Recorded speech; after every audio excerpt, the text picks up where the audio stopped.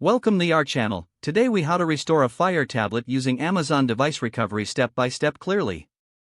To begin restoring your Fire tablet using Amazon Device Recovery, first, ensure your tablet is fully charged. Locate the power button on your device and press it to turn it off completely. Once the tablet is off, press and hold the volume up button and the power button simultaneously. Continue holding both buttons until you see the Amazon logo appear on the screen.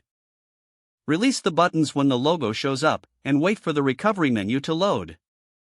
Using the volume buttons to navigate, scroll down to the Wipe Data/Factory Reset option. Once highlighted, press the power button to select this option. You will see a confirmation screen with the option to confirm your choice. Use the volume buttons again to navigate to Yes and then press the power button to confirm. The device will begin the factory reset process, which may take several minutes. Once the reset is complete, navigate to the Reboot System Now option using the volume buttons. Press the power button to restart your Fire tablet. Wait for the tablet to reboot, which may take a little time. After it restarts, you will see the setup screen as if it were a new device. Follow the on-screen instructions to set up your Fire tablet. You have now successfully restored your Fire tablet using Amazon Device Recovery. If the page does not load, refresh the browser or try again in a private or incognito window. Make sure you are using the correct email address, then retype it carefully to avoid small typos. If your password is not accepted, use the reset option and create a new strong password you can remember.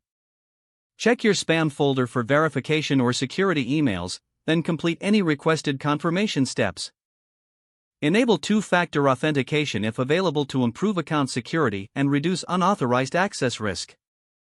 After signing in, review your profile details so your contact information and settings are accurate and current. If you see an error message, note it down and try again after restarting your device and internet connection. Log out when you finish, especially on shared devices, to keep your account and payment information secure.